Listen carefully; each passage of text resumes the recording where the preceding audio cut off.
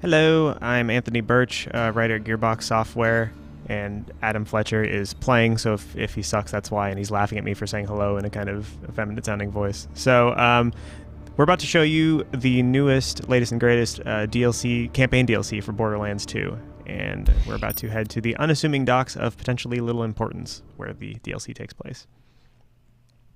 My gun. I'm not going to say anything for a little while, because his dialogue is so good. Once upon a time, the Vault Hunters played a game. The world is on the brink of going boom boom. This is our most desperate hour. Unless we make a stand here and now, we gonna die. Now. Roll for initiative! What's initiative? It says which order we attack in. I punched the initiative. What's going on? I wasn't paying attention. Tina, why don't you start over? Welcome, fine ladies, to your first session of the most coolest game in the world, Bunkers and Badasses! As your bunker master, I will be spinning today's tale of fantasy and... Wait, why the hell are we playing this kid's game? Oh, maybe because... Shut the hell up, Morty! Tina! She's right, though. Shut up. Well, our vault hunting buddies beat the slamma-jamma out of that Hyperion informant downstairs. I thought we could play a game. Now, pick your characters. You got the Necromancer, the Commando, the Siren. Siren. Dibs. My Siren's name is Brick, and she is the prettiest. Tina, why don't we just start now and figure that out later? Come on, girl. You know we gotta wait for Roland before we start.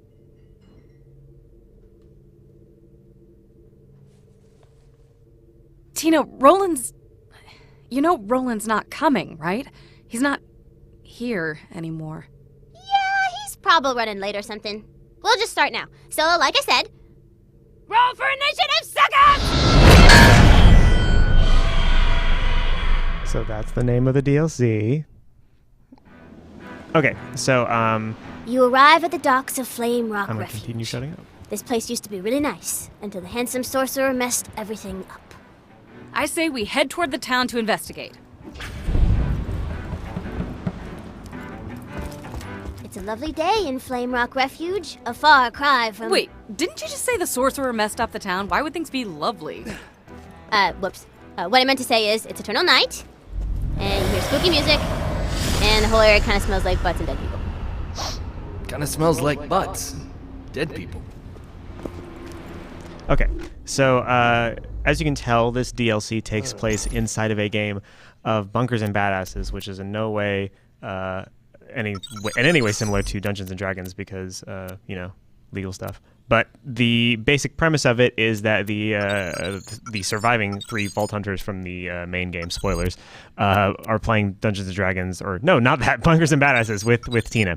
And what that did for us was it allowed us to basically make a crazy fantasy Borderlands expansion, where you're about to see Adam fight some enemies that you've never seen in Borderlands before. And what's really exciting about it to me as a writer was the idea of a character who is narrating your entire experience and changing things on the fly arbitrarily, as you just saw with the sky suddenly changing from really pretty to really dark because Tina forgot what she had described the area as being. So yeah, if you go ahead, we'll get into some scaling men's combat.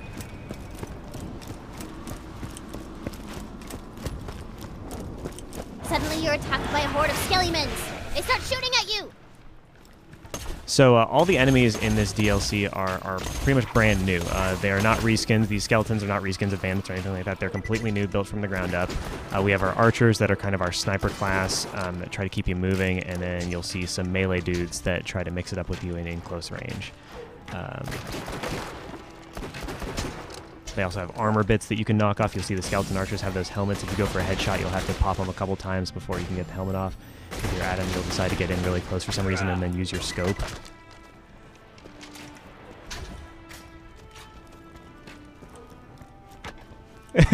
Fuck you, I say.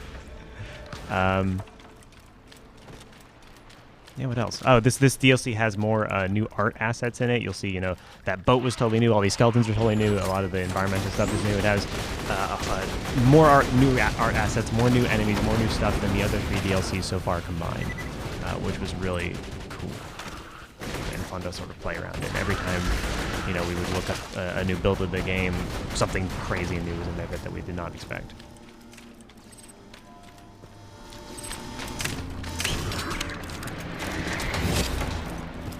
Get stuck on that rock, yeah. Yeah. That's the experience the kids want to see. You get close to the entrance to Flame Rock Refuge, but suddenly... the handsome sorcerer's pet dragon appears! Surprise attack! Oh, I want to smack it. You try to attack the dragon, but your attacks do nothing! The dragon attacks and... critical hit! Great. Are we done now? Tina, you can't start your campaign with a boss fight players can't win. Touche. Okay, everybody back up! Not dead yet! I wanted to kill something. Okay, how about a new boss? He's a skeleton. And his name is... Mr. Bony Pants Guy? I am Mr. Bony Pants Guy. Jokes. Does that work? This pleases me. Welcome to jokes.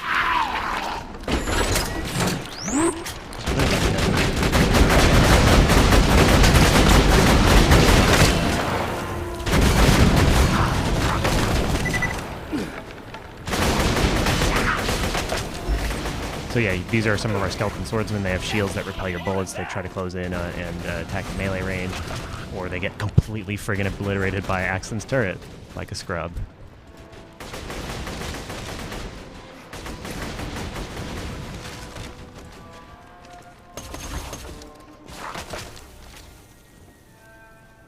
Yeah, he's ahead. Bunny Pants is ahead of you.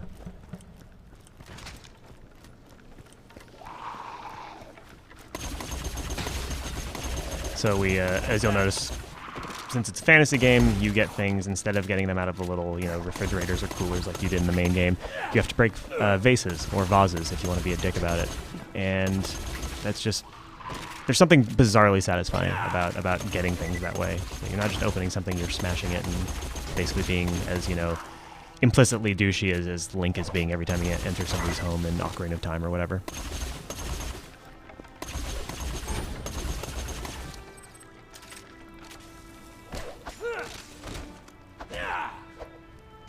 Mr. Bony Pants Guy has hair for literally no reason. And sunglasses. The road to Flame Rock Refuge is open. You should go there. Just keep rolling, Mr. Bony Pants Guy. Now that I've seen you do that, I wish we had just done a thing where that rolls away and then it rolls back in during a different level, and it has its own theme song. Now I'm upset.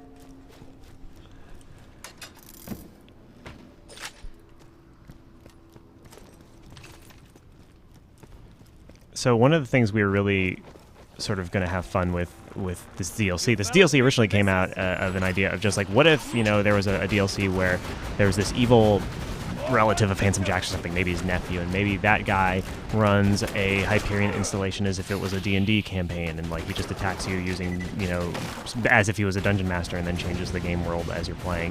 And then as we sort of thought up, like, yeah, okay, that's cool, but like we're kind of sick of just fighting robots and going to the same old locations. What can we do that's really different, really crazy? And then we took that idea of the guy being the dungeon master and sort of discussed, okay, well, who would be a fun dungeon master to sort of play around in their world?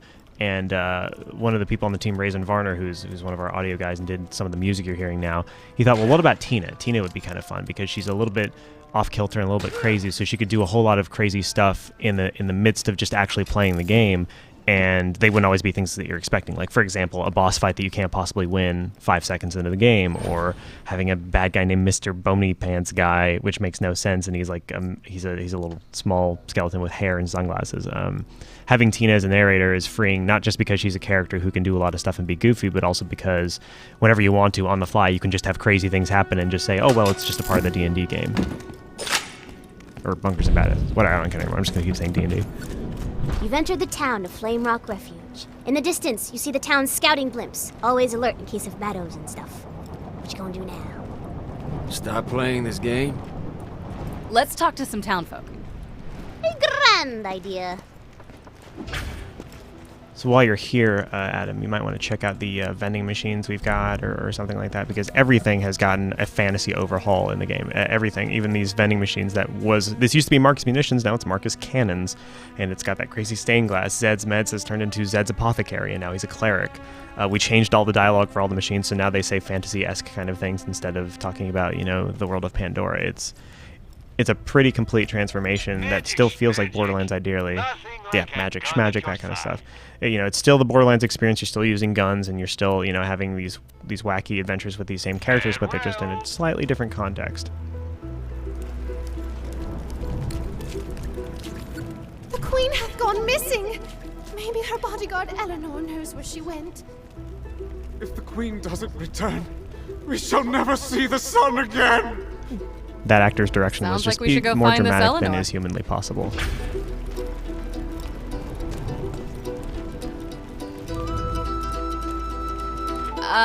The bodyguard isn't here. Oh, whoops. Forgot to put her piece on the board. Blam! Girl looks like she got a problem. I punch her problems. I talked to her. In character, of course. Hello, madam. Is something the matter? So what you noticed there and earlier with the butts and dead people joke is that depending on which character you play as, you get a different line spoken during those moments. We actually kind of did that in response to some feedback from the community that they wanted to hear their characters talk more and be more active in the story. So now you actually get to hear your character say some specific, interesting, unique things during, well, maybe not interesting, you might not think they're interesting, because I wrote them, so I'm coming off of as biased and arrogant. But they say specific different things at different parts of the plot. For instance, if you play as the Psycho Krieg, the new character we're also showing off today, when Tina says that it smells like butts and dead people, instead he just goes, "Oh, it smells like home!"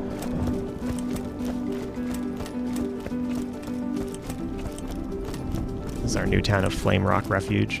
Nobody's technically allowed in the forest since It's pretty as hell. I love what the artist did with the sunset and the vortex in the sky. In the distance, you can see, if Adam stops looking at the side of a house for no goddamn reason, you can see the Handsome Sorcerer's Tower, which is shaped like an H, which is kind of weird. Maybe that's relevant somehow. Secrets. Just toss out your turret.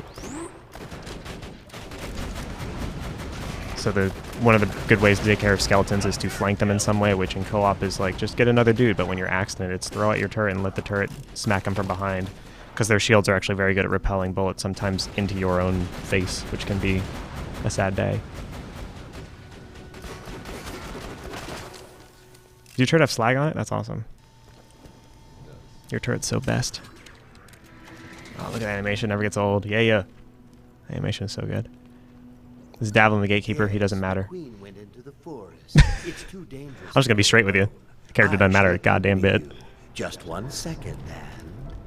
Whoop, time out. I gotta take this. This Tina. It's Mr. Tor! Tina! Put me in the game!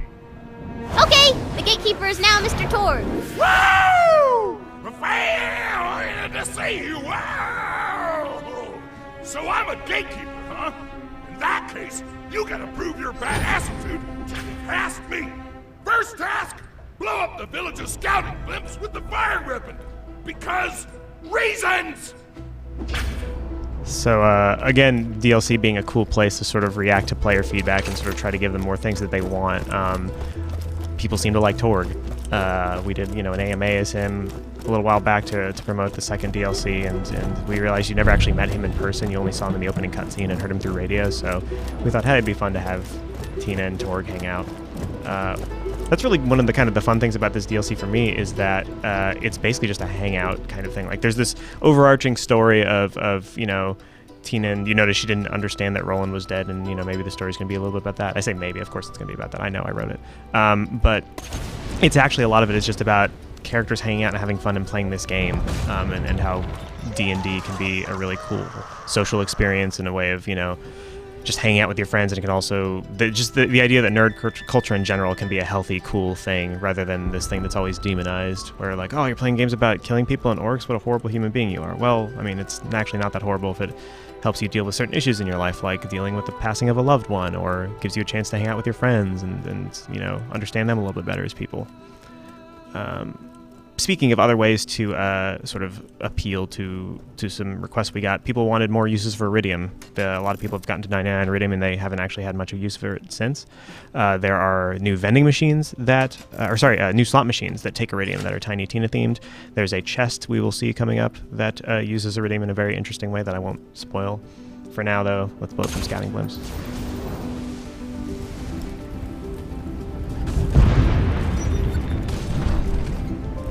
We just destroyed the village's only way to see approaching threats. We had no reason to do that. Fantasy! All right, badass task 2. Go to the town tavern.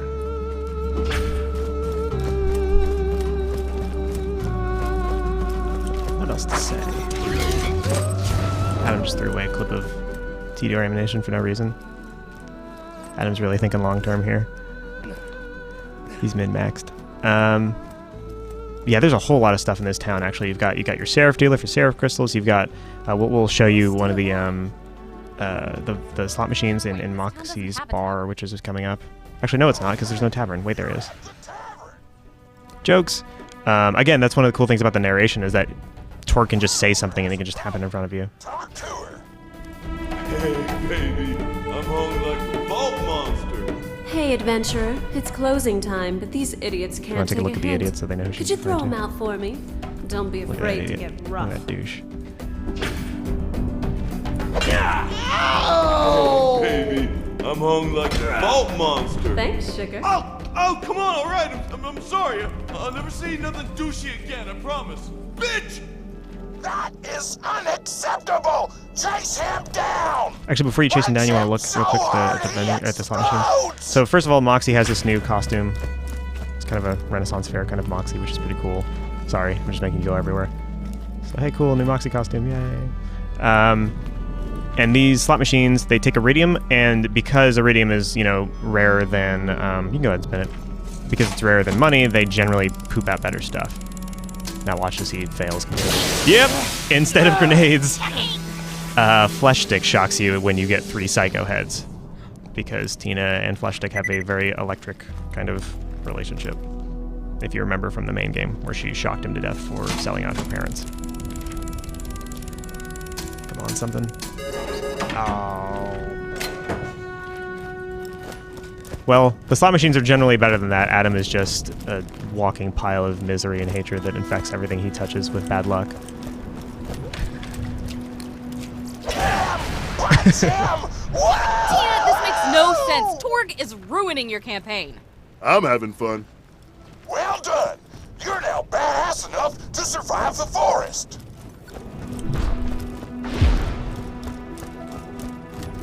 So you'll notice that a lot of fan favorites and maybe fan divisive characters are back for this. Torg's back, all the surviving Vault Hunters are back, Ellie, Torg, Tina, Torg. This was really a chance to sort of use characters that we hadn't used as much in the DLCs. Like, you never got to really hear anything from Lilith, Mordecai, or Brick in the previous 3 DLCs. I just realized this is the first time we've met in person. You are very attractive! New Torg says that regardless of whatever gender you are, because Torg thinks everybody's pretty. Can you please get him out of our way? All right, fair enough. Okay, Mr. Torg, I banish you to the stocks. The stocks? Awesome! Anyway, I'm called Davlin, the gatekeeper. I shall open the window. Oh, do you want to do the roll mission? Yeah, roll insight. So, lots of side quests in this DLC. I would feel pretty confident in saying it is by far the longest DLC we have made for Borderlands 2 yet. And again, being able to play off fan feedback, we noticed that a lot of people liked our more unusual quests that weren't necessarily about going to kill things or defend things, like, the birthday party or shoot me in the face or whatever. So we thought, okay, that's cool. Well, generally in D&D games, or at least the D&D games I've played with my friends, there's always somebody who wants you to solve a riddle or something like that, and you have to do something clever to solve the riddle. So that's what this quest is about. You see, Sir Reginald. Hey, do you know you have active missions in your Echo device? Bartlesby, aristocrat and riddlemeister. If you can solve one of his brain teasers, you'll get a reward. Well met, adventurers. I have a riddle for you. I am everyone and no one. everywhere, nowhere. What do you call me? Everybody roll your insight stat to see if you can solve that riddle. I shall repeat the riddle. I am everyone and no one. Brick, don't slam your dice onto the board. You broke Tina's figurine. Whoops. You won. Yay. So what was the answer to the riddle? I don't know. Jokes. So yeah, any opportunity to break the fourth wall, we try to take in this DLC to just have fun and acknowledge that it's A, that what you're playing is just a game, and B, that what the characters in the game are playing is also just a game, so nothing's supposed to be taken tremendously seriously within the game world. But at the same time, there's also this table talk sort of story going on of Brick, Mordecai, Lilith, and Tina trying to, deal with the aftermath of the main game, and that's kind of fun. So as is so often the case with Borderlands, we try to sort of combine really goofy, out there, kind of surreal humor with more dark, straight-faced stuff, and hopefully you enjoy it. Now we're going to go to the forest. Fuse time represents how long it takes for a grenade to explode after being thrown. Oh, now we'll never know.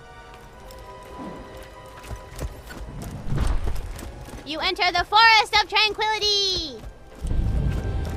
Tranquility? Boring. Okay, good point.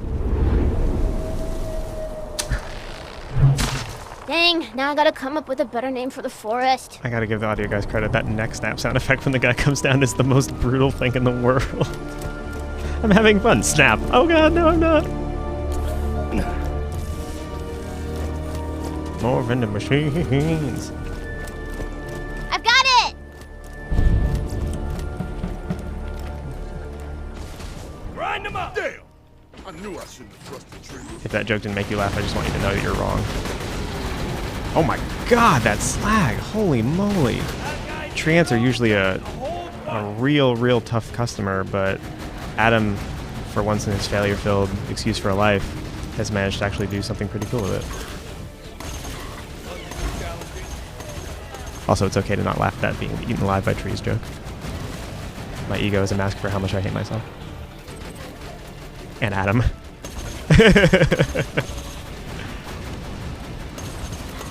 So, as is usually the case in Borderlands, we've got a whole lot of new characters, and every time we make a new character, we make a midget version of that character. So, you will hopefully enjoy fighting Stumpies until the cows come home within this particular map. But again, I know I mentioned this before, but we have more new enemies than the other 3 DLCs combined. You've only seen so far skeletons and the trees, and now you're about to meet we should follow a the jewels pixie. that lead us right to her. Yeah, what Big Lily Style said. Just stick to the main road and you'll be ace. Thank you to Jake and Amir for the word ace. This forest grew from the corpses of my enemies. Ain't that a kick in the ass? Hey, maybe after I kill you, a fur will grow out of your body or something. People like birds. You ever notice that? So, 2 things you may have noticed. A, the enemy is the handsome sorcerer who's voiced by Damian Clark, who voiced Jack. And B, this pixie is actually a really new enemy type within the game in that she isn't an enemy. She is what designer Ben Perkins and I think Ruben Cabrera call a frenemy. If you find her and if you can use her, if you can jump in the air and hit the use button while you're looking at her, she will become your friend and buff you in some way. I think right now you're getting a speed boost? Yeah, you're getting a pretty awesome speed boost. If you shoot her on accident during a combat, however, then she hates you and she tries to kill you. But we thought it would be kind of fun to sort of play up your expectations of what enemies are. Generally in Borderlands, if you see something, you start shooting at it. But the pixies can actually help you through tough times. And we've got to find the queen.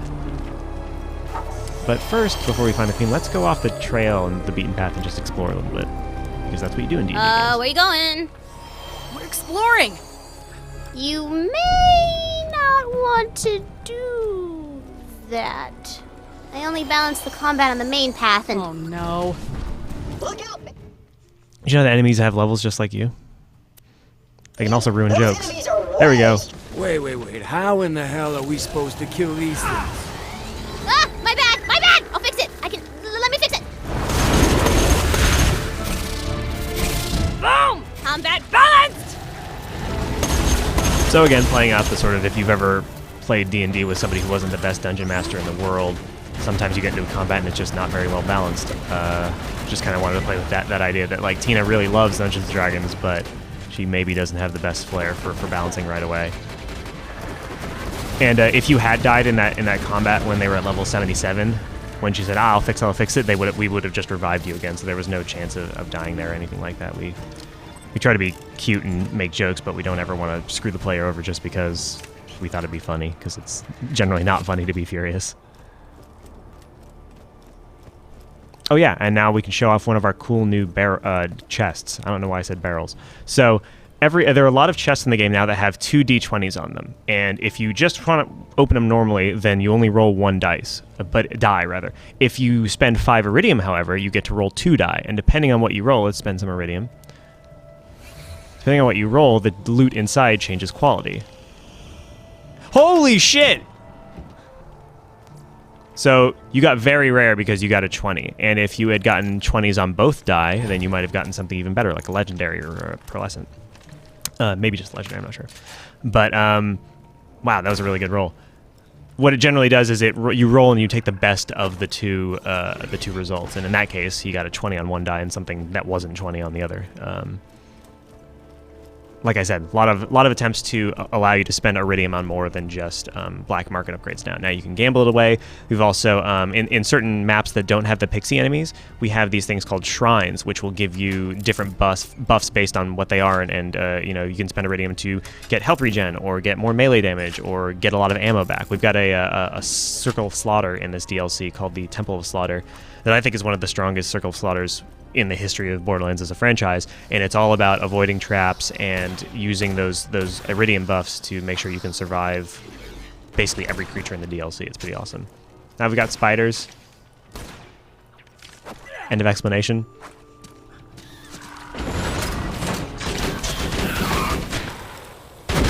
One more turn, kid. As is the case with all spiders, their buds are their weak points. Have I mentioned we have a lot of enemies? We have a lot of enemies. Have I mentioned this is really long and has a lot of stuff in it and is cool? Because all of those things. Here's Davlin. He still doesn't matter. Yeah, say some stupid dialogue, you idiot. Yeah, go. I believe the queen went this way. Stupid dialogue. Stupid character. Curses. A dead end. There must be some way through. You think, you jackass?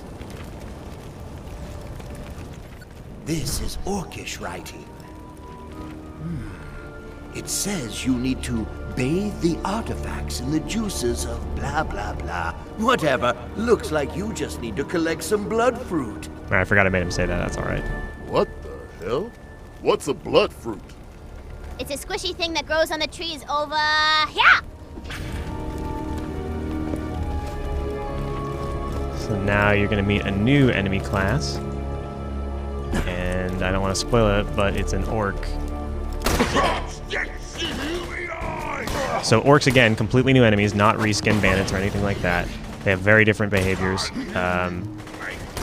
This guy's just a melee guy. He's pretty straightforward. They just exist to try and get close to you and slash you up. But you're about to see some cool dudes that are, again, melee dude, orc grunt.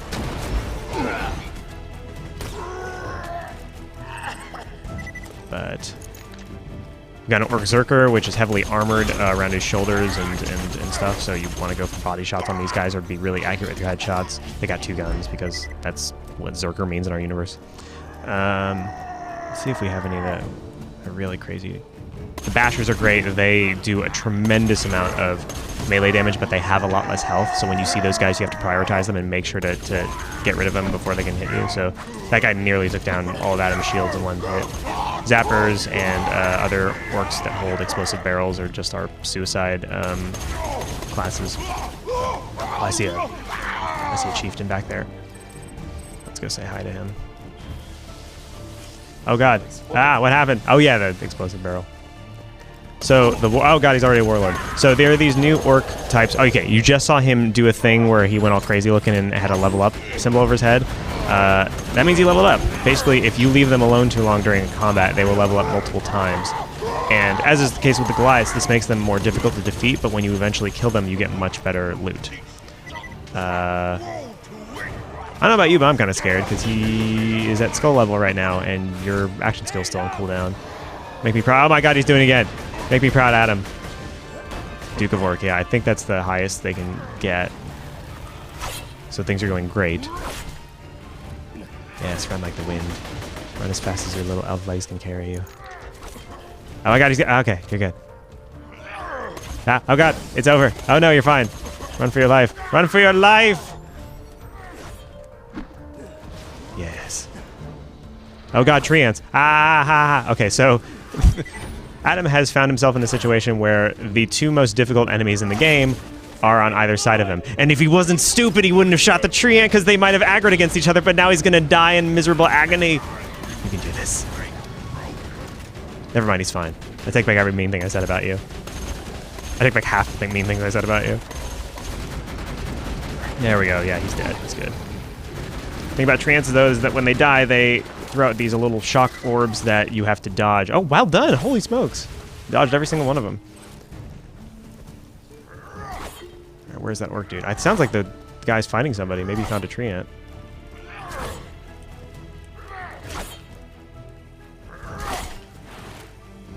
Oh, that's an orc fighting a small stump. The battle of ages that you've always wanted to see in a fantasy game. What would happen if an orc fought a tree? But like a really small tree that clearly had no hope against. I thought the guy came in and finished the fight. That was awesome. I don't know where that warlord got to. Probably fine. Oh, so many tree ants. Oh, there he is. It's our old friend. This is slightly more cool looking. Two big ass dudes is basically. How did he get his health back? Oh, it's a new one. The other one's still out there somewhere. So our AIs still fight each other, and it's still the best thing ever, in my opinion. I don't know why, but it's so satisfying to watch two AIs just duke it out. It makes you feel like you're a part of a living universe rather than just the only thing that matters in that universe, in my opinion. Oh, he's pretty low, and he's slag. Didn't do it. I'm really turning around, in my opinion, of you, Adam. I'm rooting for you now. Oh, he leveled up again. I'm right back to thinking that you have no chance. So anyway, what we're doing? Oh yeah, we're collecting blood fruit. I'm sure nothing bad's gonna happen.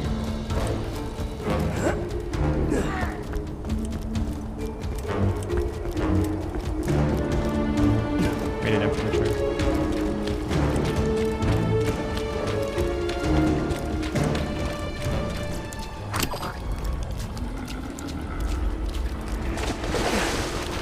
And whoa! You didn't say the blood fruit grew on the tree ants. Think you're cool enough to grab the fruit without killing the tree first? Evidently not, because he killed him before she even finishes that sentence. But yeah, we play around with optional objectives a lot in this game, and really in the main game too, but here especially, where like, hey, might it be fun to try and fight that tree ant without actually killing it, just jumping up and trying to grab the fruit off its belly. Oh, she doesn't want to be your friend. Yeah. Did you get it? No, she got away. You fucked it up. Oh my god.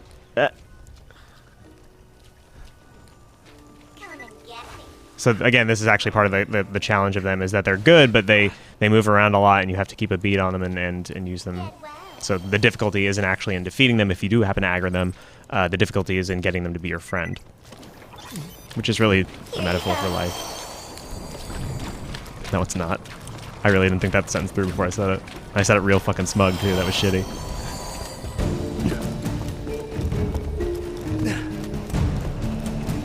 Yeah, the speed buff is so good.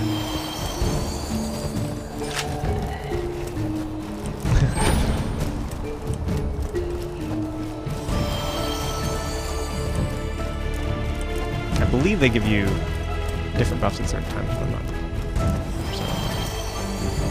Because like you're not running faster now, but I think she was healing you, getting ammo back or something.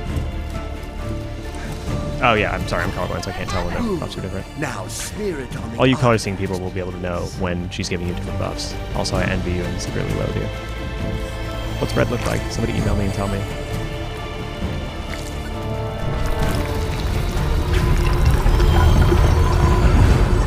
We are one step closer to finding the queen who has gone missing in this forest. Because she knows a magic spell that can bring the light back to the world after the handsome sorcerer brought nothing but darkness to it.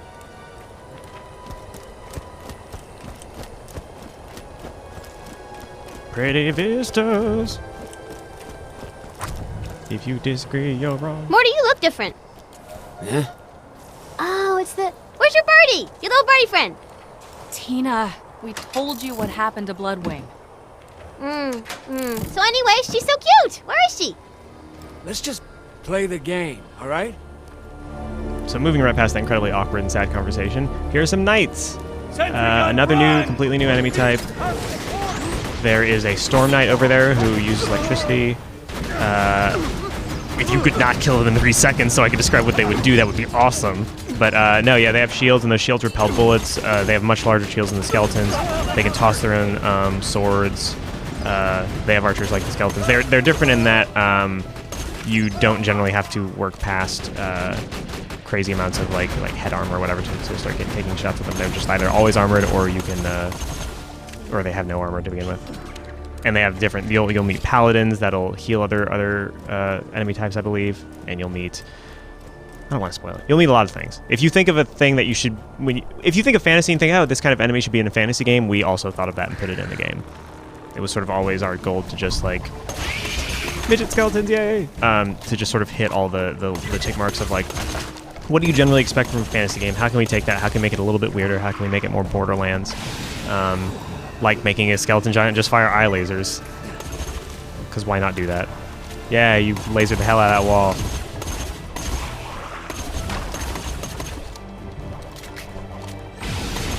Oh god, oh god. Okay, you ended it. Good, good.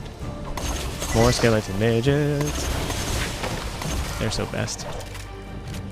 Generally, those guys' health is so low that you can just kind of run up and like melee them once and they pop, and it's really way more satisfying than it has any right to be. The midget's not that skeleton. Fucking idiot. We have our enchanted skeleton archers who are I think more susceptible to elemental damage. They do a lot of basically. Actually, they're more susceptible to all damage. That's what it is. Is that they do more damage to you, but they are also weaker in turn, I believe. I've never played this game before. That's a lie. I've played this game a bunch of times. I'm just stupid. That's right. Let her mow you down. Newsflash, bitches. Turrets kill. Oh yeah, you're slowed if you get hit by traps like spikes or certain thrown swords or spider webs. Then your character will get slowed. We play around with more methods of kind of having enemy attacks that do more than just hurt the player, that force you to rethink certain strategies. There's also enemies coming up like, I don't know if we'll get to see any of the immortal skeletons, but those guys are crazy different. They will respawn unless you pull the magical sword out of their back that allows them to be immortal. They have very little health, but the first time you knock them down, you'll be like, yay, it's great, and then they'll get back up and you'll be like, what the fuck? Unless you pull out that sword.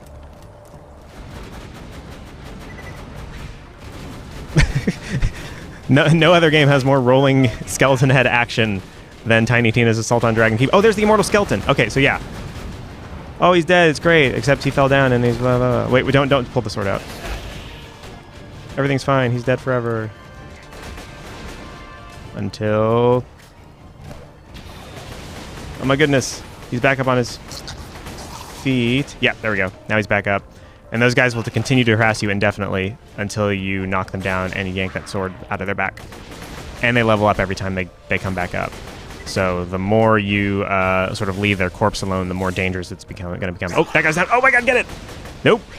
He is now going to level up as well. They resist fire, Adam. Or get that one, get one. You want to get?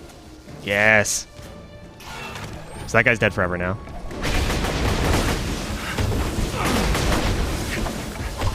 Let's get to killing, sweetheart.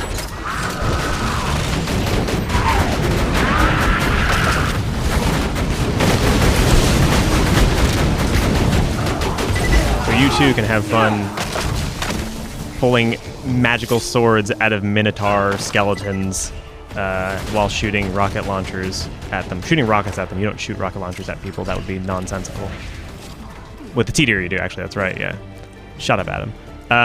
But yeah, again, this is Tiny Tina's Assault on Dragon Keep. It comes out late June for the Xbox 360, PS3, and Steam. And if you have the Season Pass, it's free. And if you don't, you can buy it a la carte. And we really, really hope you enjoy it, because this is certainly my favorite of the 4 DLCs by far. It's got got a lot of stuff in it, and the story has some really, really quirky, really, really unusual, but in a good way kind of stuff that I don't think you've seen before in Borderlands. So thanks for your time.